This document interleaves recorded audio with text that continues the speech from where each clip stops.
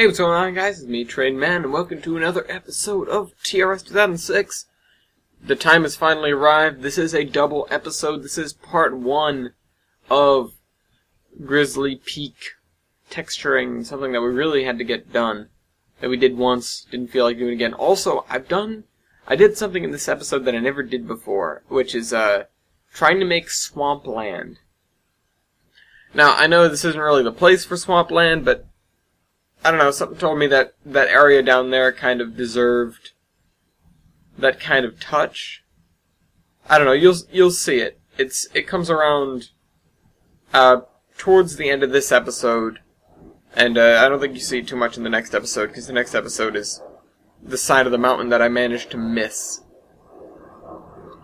while trying to get all this done.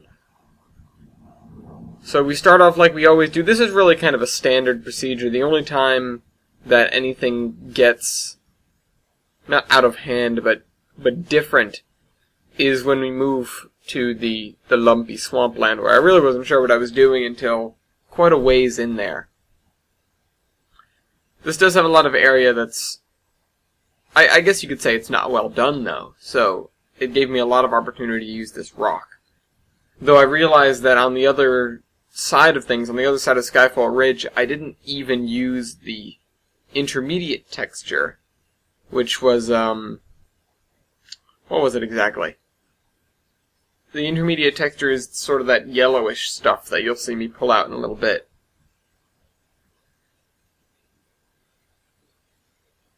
But yeah, no, this is standard operating procedure. Working with the stone, or the cliff kind of stone. We don't actually use too much of the gray stone here. I actually decided to use it for the top of the mountain instead, which I think gave a better effect than the other mountains, because first of all, I didn't want to change. I didn't want to change the way that this mountain looked from one side to the other. I saw that river as a good dividing line, and I almost went down there and did some work down near the waterfall. You'll see me stray down there. I think it might be next episode. And almost go to do something, but I ended up not. Just because I sat down to work on this, and it did take about exactly an hour, just about as close as you could get, and I split this about as in half as I could for it to make sense. So that's why this episode's 1, 2, 3, 4, 5, 6, 7, 8.5 minutes. 28.5 minutes.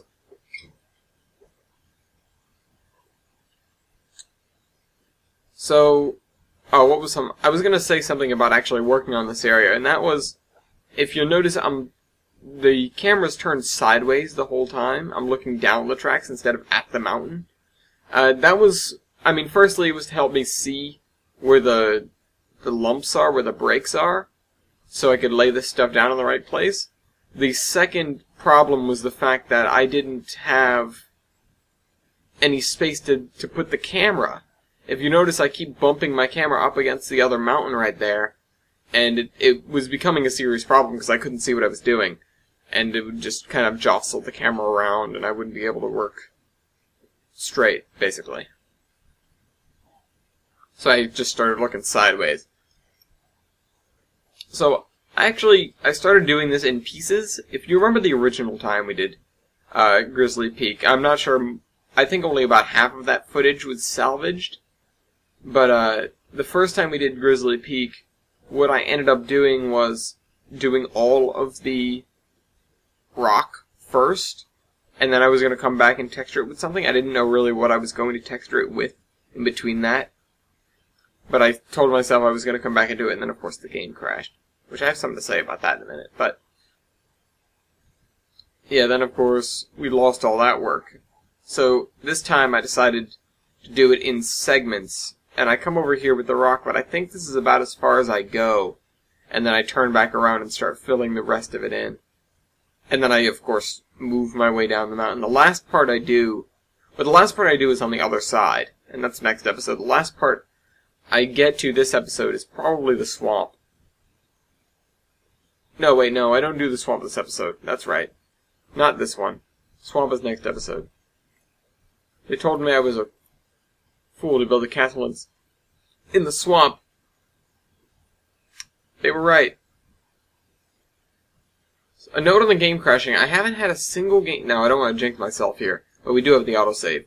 I haven't had a single game crash since I actually found the autosave. I'm not sure if that's a coincidence. I assume it's the other thing, because I've changed more than one variable here.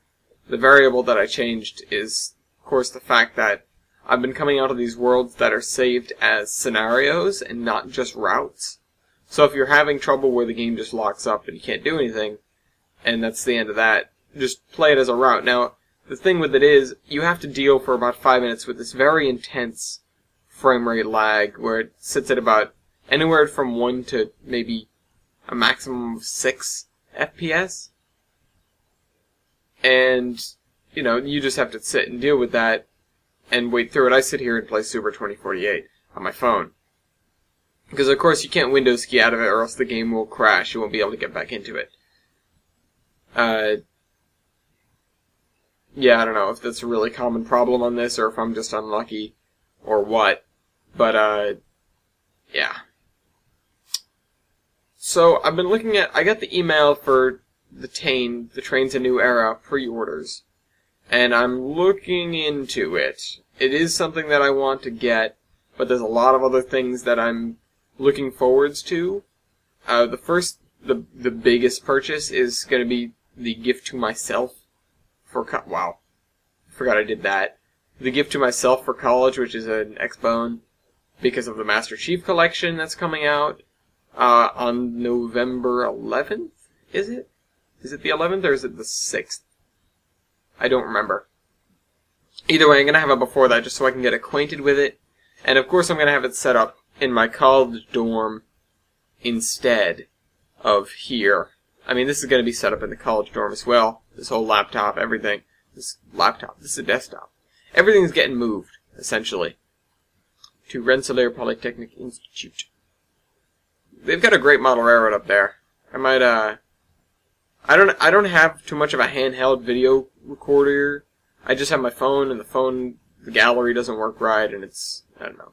It's a strange setup. It just doesn't do what it needs to do. If I wanted to make videos of that place, I should go out and get something, but I'm not really too into doing that. I was always thinking about doing that on the Providence Northern. I think I brought it up more than once. But oh well, I never got around to it. It's not really something that I'm big on doing. I'm not sure what I'd do anyways. I couldn't just settle for sitting the camera down and watching trains go by. I'd have to put something with it. Like, you know, we'd do our own session, or I'd make something out, like I'd add a story to it or something. I don't know. But either way, that ship's kind of sailed, seeing as I'll be leaving pretty soon for Rensselaer and not will no longer be a part of the Providence Northern. Well, I will be. I'll still be a member, but I won't be... Oh, I screwed up that part right there. But I won't be a full-time... I mean, I'm a junior member right now because I'm not 18 yet. I will be very soon. But once I am 18, they're going to change my membership to an associate membership. See, I keep grabbing the wrong thing. It was really upsetting me for... Not really upsetting me. I wasn't going to cry about it, but... You know, it was getting mildly annoying when I couldn't click on the texture that I wanted. Oh yeah, this is the stuff I was talking about, the yellowy stuff. It's not that yellow, but it's not something I use very often down the line down there. So, as I was saying...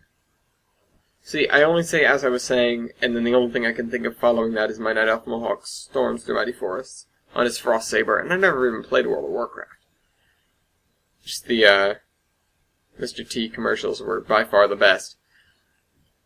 Except for maybe the Chuck Norris one, because he's Chuck Norris. Don't remember what I was saying, though. Oh yeah, right! Putting a story behind what I'm trying to work on the Providence Northern. Every day for me over there is Team Day. Oh yeah, no. Associate membership. When I move away, I'll be far enough to qualify for an associate membership, which is the same monthly dues. It's the same sort of privileges which is basically nothing. Only the regular members can do anything, including vote, even though I vote, and make motions, even though I make motions. It's the kind of that kind of stuff is in the bylaws, but it's not something that we pay particularly astute attention to, because it's not beneficial. It was something that was agreed upon, but it's not beneficial to see, I grabbed the wrong thing again. It's not beneficial to the club to really exclude that when, I don't know, it just seems like we never have enough people in the meetings anyways. So if you include everyone, then at least we can make quorum and make votes and stuff like that.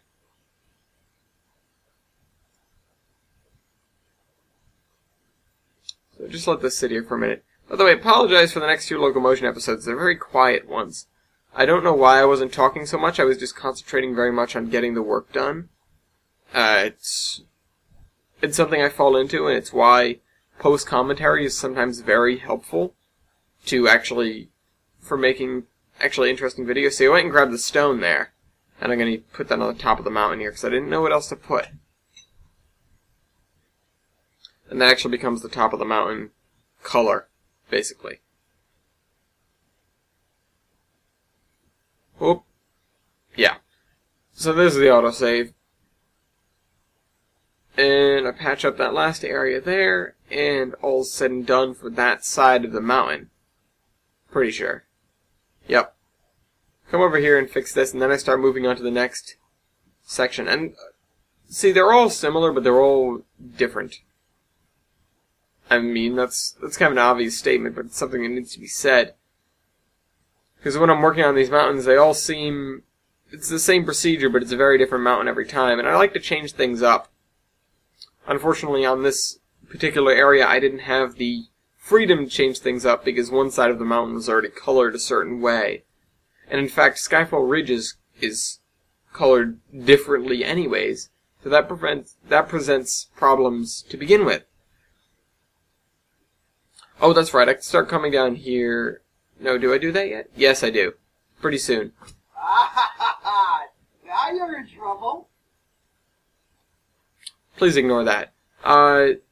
There's a cat on the loose outside, and they just caught her. Dan, everyone, voicing Sylva Dufresne. Now, so I start filling in these lower areas with this, and this is where I first got the idea to do swamp. Not with that, with the mud, I guess. Although I don't expand too much upon it now. I don't even do any of the grass this episode, as far as I can see. I can see little slides about every 3 minutes of what's happening, but it's not really telling me what I was doing. Basically, when I sit down to work, time just kind of melts away. I wanted to make... Frankly, I was going to do an hour and a half and make it 45-minute episodes, but I ended up finishing up the mountain in an hour. Pretty much exactly an hour, as I said. And so I just cut it there, because I didn't want to start another project, because honestly, I didn't know what time it was. Again, time melts away. I had no idea what the length of time between when I started and when I finished was, or how much time I had left. My only gauge whatsoever, because I failed to check the time when I start. I don't know why, but I always forget to. My only gauge whatsoever was I was listening to the Rooster Teeth podcast, and they were, it was an hour and a half. It was actually an hour and 34 minutes. And so, of course, I didn't finish it. I started it right when I began to do work. So, if I hit an hour and 34 minutes in my recording, which is just about when I wanted to stop, then I would just finish up what I was doing, cut the episode, go break the video into 2 segments, and come over here and do this post-commentary, like I am right now. Of course, I didn't have to. I didn't have to worry about the podcast ending, because it only took me an hour.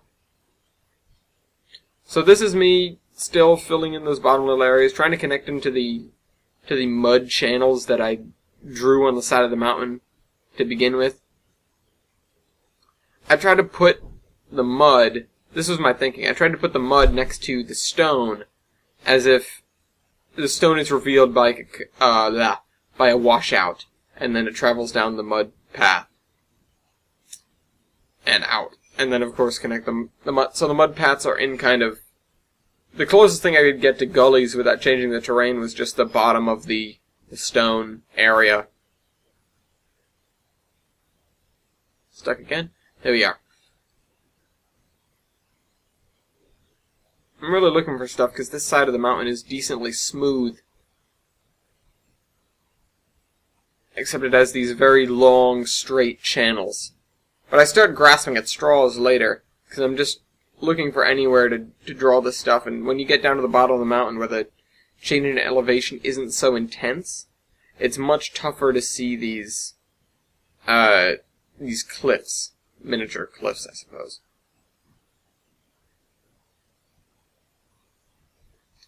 Did I say after this I'd do something? Like I'd run a train? I don't remember. If I did, let me know. If I didn't, please don't lie to me, because I don't want to waste time.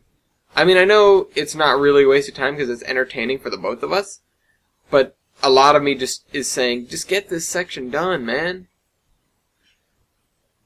Spend enough time doing work, losing progress. You know. Everything of that sort.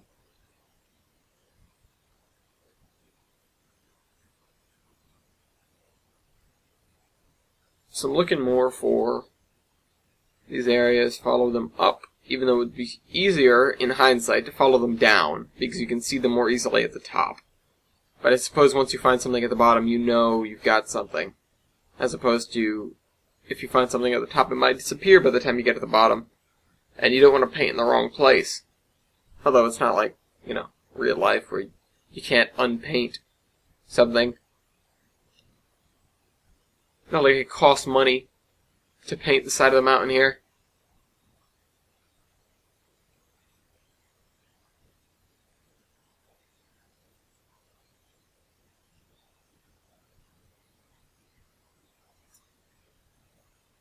It's a lot of this. This is all our prerequisite work, basically.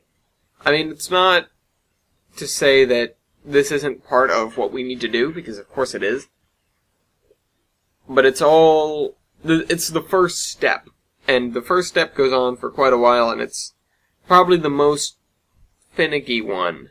It's definitely the most time-consuming. It's somehow the most defined as well, but it's something where you gotta go searching for them. Searching for what you have to do instead of you already know what you have to do. Like with the other stuff, the mud can be pretty arbitrary because it's not attached to any sort of terrain formation other than the minor attachment that I was describing earlier. And the rest of it is just the same color. So this is as high up as I get on that ridge that's just directly above my cursor. This episode, I cut it when I came back to work on this because I felt like that was a good chopping point. I would have cut it straight at 30 minutes, except I was in the middle of working on that. And next episode, I might not voice next episode until tomorrow, because I'm lazy. So I might have no idea what I'm doing next week and just be yammering about random stuff. Well, although that's what I do every week, isn't it? Oh wow, you can actually hear that. That's pretty loud. That must be shaking the microphone. I was doing the tap.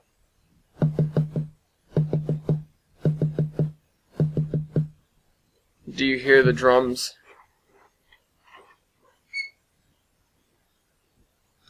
Actually, the trickiest part, or one of the trickiest parts, had to be when I didn't leave hardly any space between the two bands of rock, and had to fill that in with the mountainside texture, I suppose. Very, very carefully. Or else. No, I suppose if I messed it up.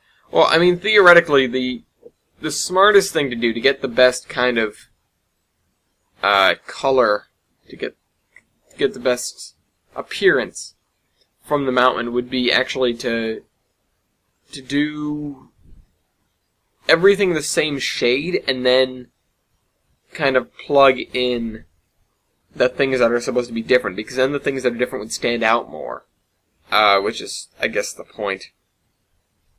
Though I suppose putting the last layer, or putting the base layer on last, means that you're kind of boxing in all the unique stuff and thus making it more defined, having more defined edges. So I guess there's advantages to that as well. Now, while I said earlier that I did want to stick to the edge of those cliffs when I was trying to paint this,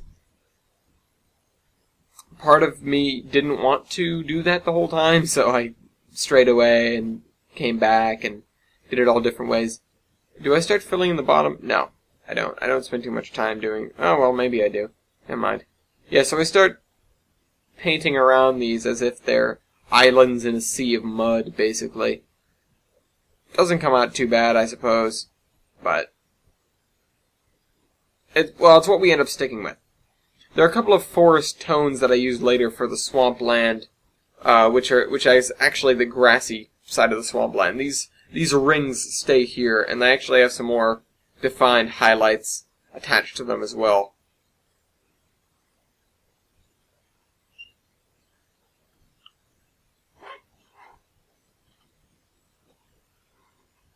That's my chair, if you're wondering, the noise.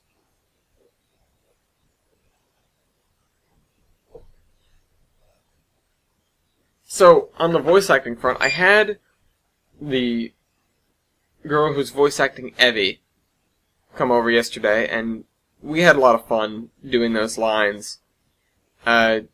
Especially the bridge part. That's as far as we got, unfortunately. We didn't have enough time to do everything, and we kept getting sidetracked. But the bridge part's because she's actually got,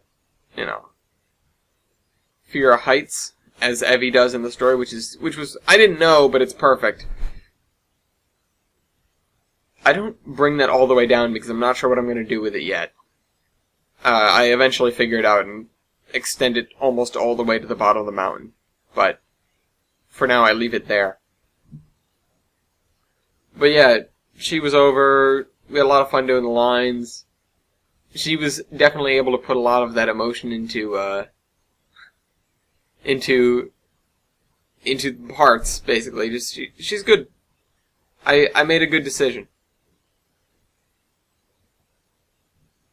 But in other news, I have my own voice acting up to page 32.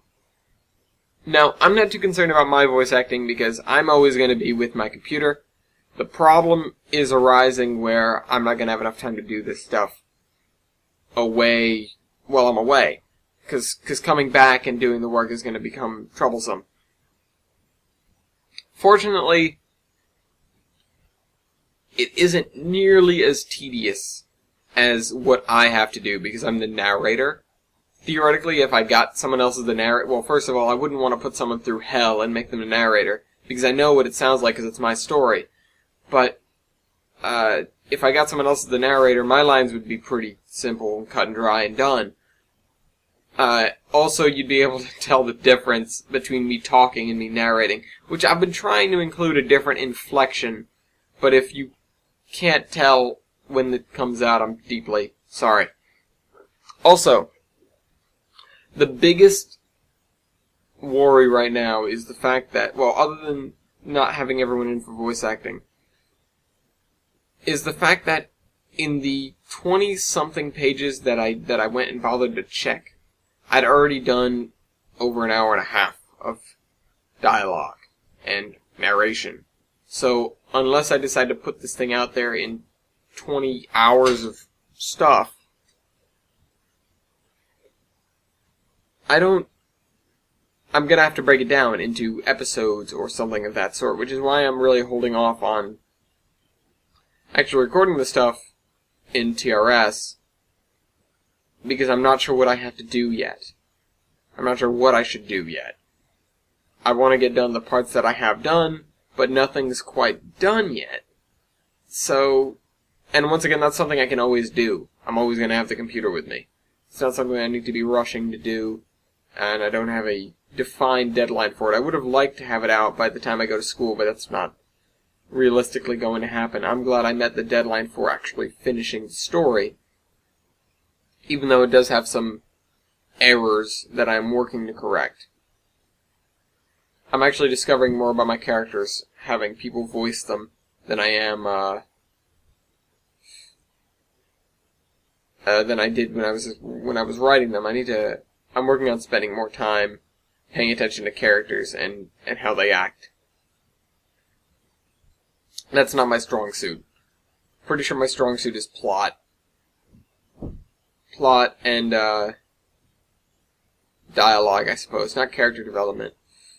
Also technology. I love meddling with the different kinds of technology I can use. Favorite thing in the Admiral Ellis series was explaining every bit of technology I came across, even if it took friggin' forever. I tried not to detract from the... If there was something going on, like some sort of action, I desperately tried not to let it detract from it, but if I got the chance, I would describe everything in detail so that you're not ever left in the dark as to what an individual piece of technology does or how it does it. That's one of my favorite things by far, is taking a look at the things that people come up with for their sci-fi series, and I mean, by people I mean like Bungie. Look at the hyperdrive on or no, what do they call it? Subspace drive. Hyperdrive was the Asgard stuff in Stargate. Subspace drive, and I wanted to, first of all, figure out how they could all work together in one universe, and how they would all work together in one universe. And then I actually sat down and explained it, and I was really proud of myself, even though, I mean, of course it was all kind of BS. I've been refining that knowledge as I went through physics courses and such, and played Kerbal Space Program, finding it difficult to write decent sci-fi when you're, so rooted in science, but I try as hard as I possibly can. But yeah, there was still it was still a lot of BSing and trying to make stuff sound like it makes sense. Especially considering that it's stuff that we don't really understand anyways. And if we were to understand it, then we'd be going from here to Alpha Centauri and everywhere else. So we're coming about at the end of the episode because I'm about to go start working on a new section of the map. I really hope you guys enjoyed this video, including my ramblings and how to make this mountain. And I'll see you next week when we finish making this mountain and the swampland, and then move on to something else.